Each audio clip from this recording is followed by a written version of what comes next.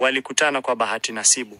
Amani alikuwa mchora ramani kijijini, mwenye ndoto zisizolingana na mazingira yake. Akiwa mtulivu, mwenye sura ya kuwaza zaidi ya kusema, alikutana na Mwanaidi, binti wa mjini, mwenye ndoto za mapenzi kama zile za vitabu vya riwaya alizokuwa akisoma tangu shule ya msingi. Walipotazamana kwa mara ya kwanza katika harusi ya binamu yao wa mbali, macho yao yalibeba gumzo lililopita maneno. Na miezi 5 baadaye, walikuwa wanandoa. Harusi yao iliyofanyika kwenye bustani ya maua ya Bahari Beach ilikuwa ya kipekee. Maua yalipangwa kwa sura ya moyo, sauti ya upole wa bahari ikiimbia pembezoni, na wapambaji wakifanya kila jitihada kuifanya iwe siku isiyosahaulika.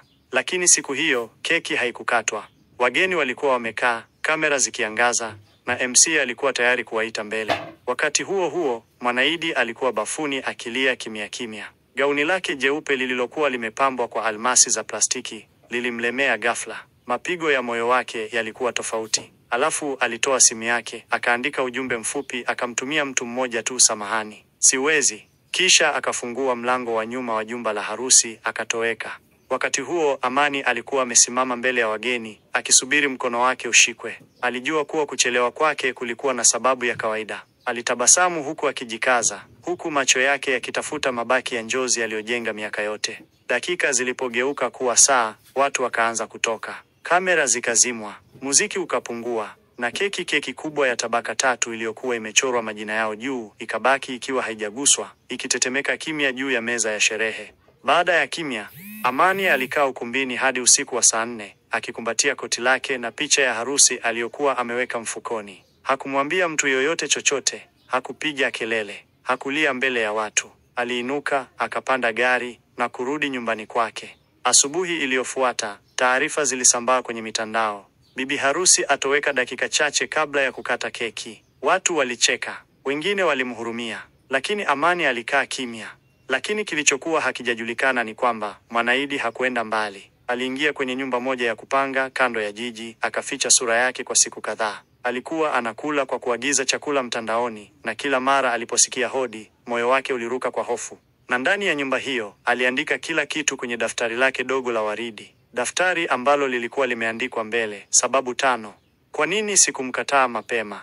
Katika ukurasa wa kwanza wa daftari lake, Mwanaidi aliandika kwa wino wa bluu kwa mwandiko wa kutetemeka. Sababu ya kwanza, sauti ya kelele za kale zilirejea siku ya harusi zikiniambia, ukiolewa leo, utateseka maisha yako yote. Aliandika hayo huku machozi yakimdondoka kwenye uso wake. Kila neno alilokiandika lilikuwa na uzito wa historia. Historia ya mateso ya ndoa aliyoiona kwa mama yake mzazi.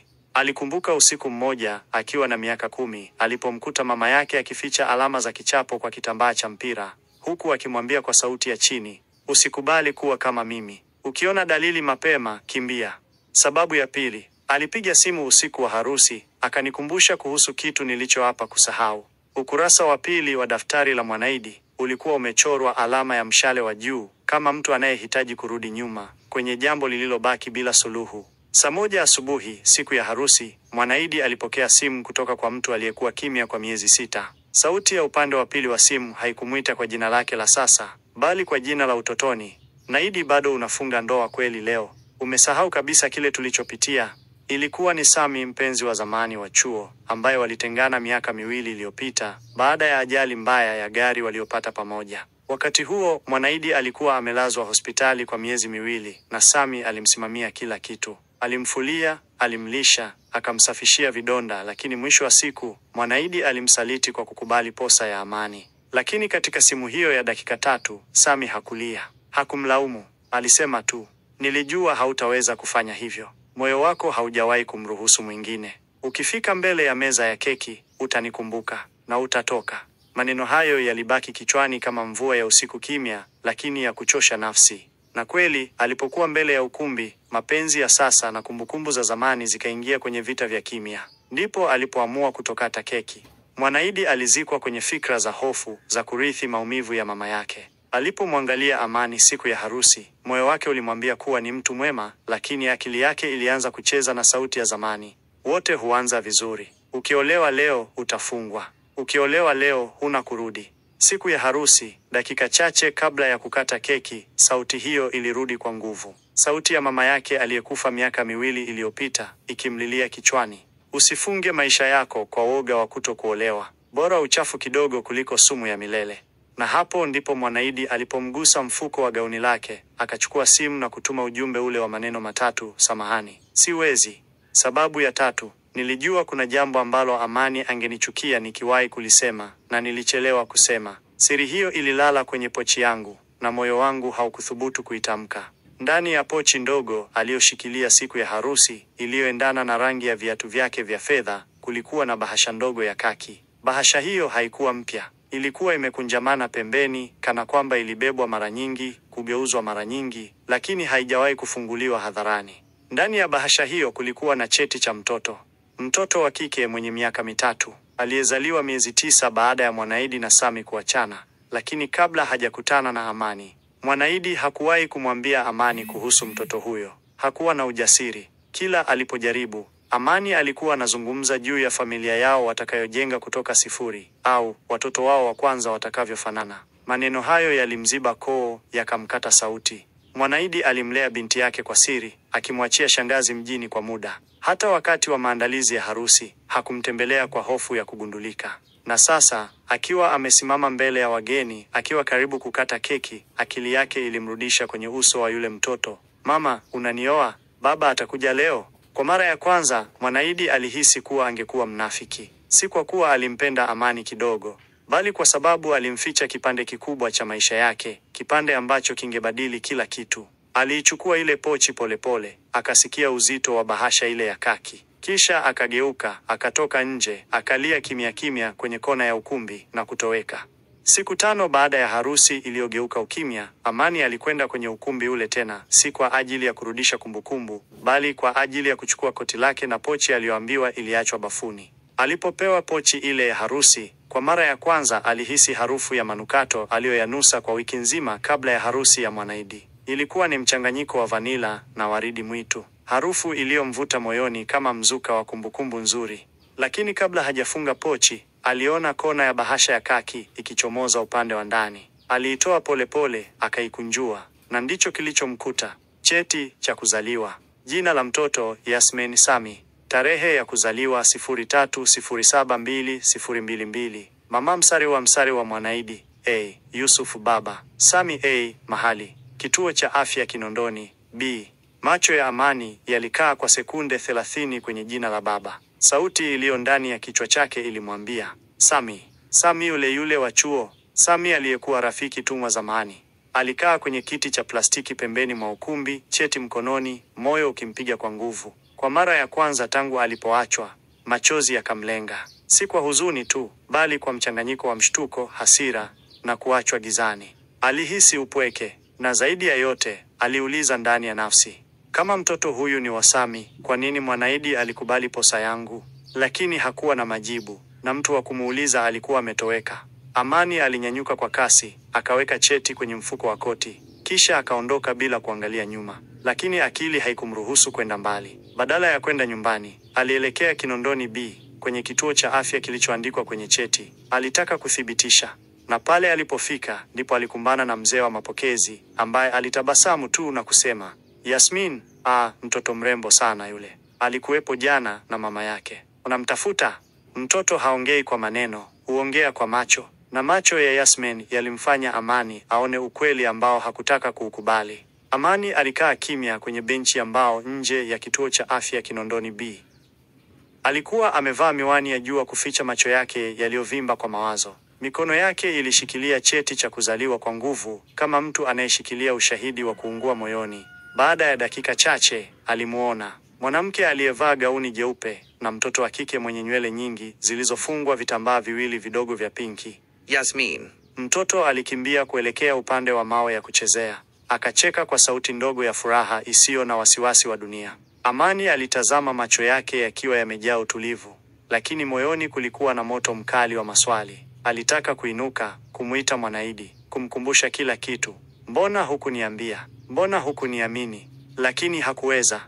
Mwanaidi hakumuona Amani. Aliketi mbali kwenye kivuli, akiwa amechoka, si kwa mwili, bali kwa mzigo wa siri aliobeba kwa miaka 3. Aliangalia mtoto wake akicheza, na kwa mara ya kwanza tangu kuikimbia harusi, alitabasamu kwa kweli. Lakini ghafla, Yasmin alimuona Amani. Mtoto alisimama, akamtazama Amani kwa macho yaliyotulia. Kisha akamsogelea taratibu, bila kumtambua, lakini kana kwamba alihisi uso huu si mgeni. Amani alimtazama kwa macho ya mtu aliyepoteza kila kitu, na bado akapata kitu cha thamani kuliko vyote. Unaitwa nani? Amani aliuliza kwa sauti ya upole. Mtoto akasema, Yasmin, mama ananiitaga Yaya. Kisha akacheka, akakimbia tena kurudi kwa mama yake. Amani alibaki amekaa hapo, akishusha pumzi ndefu. Kisha akasema kwa sauti ya ndani, huyu si kosa, huyu ni zawadi. Lakini kwa nini zawadi hii ilifichwa kama laana? Nilikuwa nimekaa kimya, chini ya ule mti wa mkunazi, nikimwangalia Yasmin akicheza kwenye mchanga. Alikuwa akicheka bila hofu, akivuta matawi madogo, kana kwamba dunia yote haikuwa na mzigo hata mmoja. Sikujua kama nilikuwa nikimtazama kwa furaha au kwa hatia. Nilikumbuka maneno ya mama. Mtoto hakukuita duniani, lakini akiwa hapa, ni lazima umtunze kwa heshima na ukweli. Lakini nini maana ya ukweli, kama kila nilichojaribu kukijenga kwa uaminifu, kilikuwa kimejengwa juu ya ukimya? Nilitaka tu kuondoka, kumpeleka Yasmin nyumbani, tujifungie ndani kama kawaida. Lakini nilipojaribu kuinuka, nilihisi kivuli kikubwa kinasimama mbele yangu. Amani. Macho yetu yalikutana, na moyo wangu ukasimama. Sikuwa tayari. Nilijua atakuja kuniuliza. Nilijua atasema nilimuumiza. Lakini bado nilihisi kama ningekimbia, hata kama miguu haikuwa tayari. Aliongea kwa sauti ya upole, lakini yenye uzito wa miaka. Uliniacha dakika 3 kabla ya kukata keki. Na leo nimekutana na mtoto ambaye anafanana na picha yako ya utotoni. Nilishindwa kumkwepa macho. Nilishindwa kujitetea kwa uongo. Nilishindwa kumepewa neno si sahihi. Nilishindwa kujificha. Ningekataa kila zawadi ya harusi, nikasema kwa sauti ya ndani kabisa, lakini siwezi kumkataa huyu. Amani alikata pumzi. Alinitazama kana kwamba alikuwa anatafuta majibu moyoni mwangu. Si mtoto ndiye alinifanya niumie, alisema. Ni wewe, ulivyoamua kunificha ukweli. Kama nilikuwa ukweli kwako, kwa nini hukuniamini? Sikujua kama machozi yangu yalianza pale, au kabla ya hapo. Nilimwangalia kwa macho ya kuomba rehema. Sauti yangu ilitetemeka, kwa sababu hata mimi sikujiamini. Niliogopa mapenzi yako, Amani. Niliogopa kama yangepotea mara tu ukijua ukweli. Nilipanga kukuambia, lakini siku moja haikuwahi kufika. Amani aligeuza macho chini. Kimya kilitanda kati yetu, kizito kuliko hewa. Kisha nikasikia sauti nyembamba ya Yasmin, ya kicheko kilichokoma kwa muda. Alikuwa amesimama pembeni yetu sasa, bila woga, bila mashaka. Alinishika mkono mmoja, akamshika Amani kwa mwingine. Kisha akasema neno ambalo lilipasua anga ya ukimya, kama radi, stadi wa Baba. Nilihisi ulimwengu ukitulia kwa sekunde 5.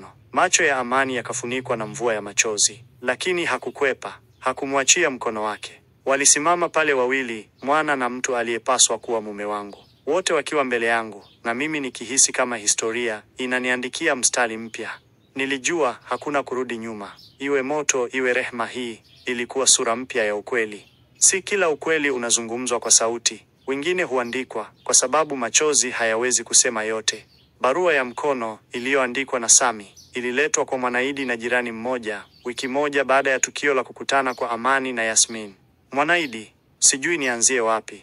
Naandika barua hii nikiwa nimekaa kwenye kona ya chumba changu, nikiwa nimejaa maswali kuliko majibu. Niliwahi kuamini kuwa unaweza kuficha ukweli ukiwa na nia njema, lakini leo najua hakuna nia njema kwenye uongo wa kimya. Nimesikia kuwa Amani amemwona Yasmin. Nilikasirika, sio kwa sababu aliwaona, bali kwa sababu nilihisi kama kila mtu alijua zaidi yangu kuhusu mtoto wangu mwenyewe. Lakini hasira haikudumu. Ilibadilika kuwa huzuni, kisha majuto, kisha ukimya wa nafsi. Mwanaidi, tulikosea. Wote wawili, tulikosa muda sahihi, tulikosa ujasiri, lakini hatukukosa mapenzi. Na Yasmin, malaika wetu, si kosa, kama wengi walivyotabiri. Ni zawadi. Na zawadi haiwekiwi mipaka ya baba au mama kwa kalamu ya hasira. Najua hukuchagua Amani badala yangu, kwa sababu alinipita. Ulifanya hivyo kwa sababu alikuwa salama, na mimi nilikuwa kivuli cha majeraha ya nyuma. Nimekaa nikijiuliza, je, nataka kumpigania mtoto au nataka kulinda jina langu? Na jibu lilinijia usiku wa jana. Sitaki kupigania jina, nataka mtoto awe huru. Huru kumpenda yeyote anayempenda kwa dhati. Iwe ni mimi, au Amani, au wote wawili. Lakini nataka kitu kimoja. Nafasi ya kuwa baba, si kwa jina, bali kwa tendo. Nafasi ya kumwambia hadithi kabla hajalala. Nafasi ya kuandika naye herufi A mpaka Z kwa mara ya kwanza. Nafasi ya kumpa kumbatio la mwisho kabla ya usingizi. Sitaki ushindani. Sitaki mashindano. Nataka kuwa sehemu ya maisha yenu. Kwa heshima, si kwa woga. Nikikosea tena, uniambie. Nisemehe si kwa sababu nilikuwa sahihi, bali kwa sababu nataka kuwa bora. Sammy. Niliamka mapema siku hiyo, mapema kuliko kawaida. Sikuwa na ndoto usiku huo, nilikuwa na fikra tu. Kila sekunde ilipiga kama bomu ndani ya kifua changu. Nilijiuliza, ni nini hasa ninachoenda kukutana nacho? Nilimchukua Yasmini mikononi mwangu, nikambeba hadi kwenye gari. Alikuwa amelala bado, kichwa chake kikiwa kimeegemea begani mwangu kama zawadi ya amani niliyopewa bila kustahili. Nilipofika kwenye bustani, nilikaa naye kwenye kiti cha plastiki, chini ya kivuli cha mti wa mparachichi. Nilinunua juisi ya embe na pipi alizozipenda. Hata kama hakuniambia kwa maneno, nilijua kwa jinsi alivyowatazama watoto wengine walipokuwa nazo. Kisha nikamuona Sammy. Alikuwa amesimama kando ya njia, akiwa hana ujasiri mwingi kama kawaida yake. Alikuwa tofauti na yule kijana wa zamani, aliyenipiga mabega kwa majivuno. Leo, alikuwa mtu aliyeshushwa na maisha na kunyenyekeshwa na ukweli. Alikuja polepole, hatua kwa hatua, na nilihisi moyo wangu ukihama. Sio kwa hofu wala chuki, bali kwa hali isiyoelezeka, mchanganyiko wa maumivu na huruma. Kwa mara ya kwanza, nilimuona Sammy si kama aliyenipokonya kitu, bali kama mtu aliyepotea njia kama mimi. Tulikaa kwenye benchi moja, Yasmin akicheza mbele yetu. Kimya kilikuwa kikubwa kuliko maneno yoyote. Nilimwangalia, na ndani yangu nikakiri ukweli. Mtoto huyu si wangu kwa damu, lakini ni wangu kwa moyo. Lakini pia, Sammy ana damu yake, historia yake, majuto yake. Wote wawili tulimpenda Yasmin kwa njia tofauti. Na labda, hiyo ndiyo maana tulihitajika wote wawili. Hakuwa na haja ya kupigania nafasi. Tulihitaji kutengeneza nafasi mpya. Nafasi isiyohitaji ushindi, bali uelewano. Yasmin alitutazama, kisha akasema jambo. Sikumbuki neno hasa, lakini kicheko chake kilitufanya tukutane kwa macho, mimi na Sammy. Na kwa mara ya kwanza tukatabasamu pamoja. Nilihisi uzito ulio ndani yangu ukitulia kidogo. Kama vile moyo wangu ulianza kufuta alama ya majeraha na kuandika ukurasa mpya. Labda sikushinda vita ya mapenzi, lakini nilianza safari ya kuwa mtu bora kwa ajili ya mtoto ambaye hakuwa wangu kwa jina, lakini alikuwa wangu kwa moyo. Na hivyo ndivyo siku ilivyokwisha. Wanaume wawili, kimya, kwenye benchi moja, wakimtazama mtoto mmoja ambaye alituunganisha kwa njia ya kipekee. Mimi ni Yasmin. Nina miaka 5.5, mama yangu anasema ni 6, lakini mimi napenda kusema 5.5 kwa sababu inanifanya nijisikie bado mdogo na pia mkubwa kiasi cha kuelewa vitu fulani. Sina baba mmoja, niko na wawili. Kila mmoja ana tabasamu lake, na kila mmoja ana namna yake ya kuniambia na kupenda. Wakati mwingine, naona macho yao yanatazamana kwa kimya, kama vile wanaogopa kusema wanavyohisi. Lakini mimi huwa siogopi. Naweza kusema kila kitu kwa sauti. Wakati mama analia chumbani na anadhani sijasikia, mimi huwa natazama dari na najiambia, nitakuwa sababu ya furaha yao siku moja. Sammy alinipa daftari la kuchorea. Amani alinifundisha jinsi ya kushika penseli kwa usahihi. Wote wamenifundisha kitu muhimu, si kwa maneno, bali kwa jinsi wanavyoniangalia. Wananiona, wananisikiliza. Mama ni jua langu. Muda mwingine huwa kimya sana, lakini najua ananiwaza kila saa. Anaponiambia lala salama, huwa napata ndoto nzuri. Na kama si ndoto nzuri, basi najua nikiwa naamka kesho, yeye atakuwa pale.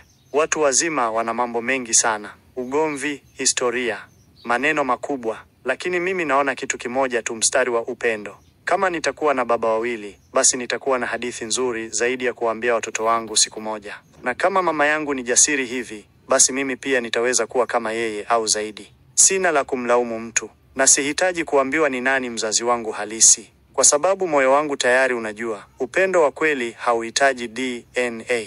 Hii ndiyo dunia yangu. Inaweza isiwe kamili kwa macho ya wengine, lakini kwa mimi ni pazuri pa kuwa mtoto. Na hapo ndipo hadithi hii ya awamu ya kwanza inafikia tamati, si kama mwisho, bali kama mwanzo mpya wa maisha ya kweli. Katika dunia yenye majeraha, chuki, usaliti na majuto, bado kuna nafasi ya watu kuponya, kupendana tena, kujifunza tena, kumsikiliza mtoto kwa macho ya ndani. Na Yasmin anatuonyesha njia. Asante kwa kusafiri nami hadi mwisho.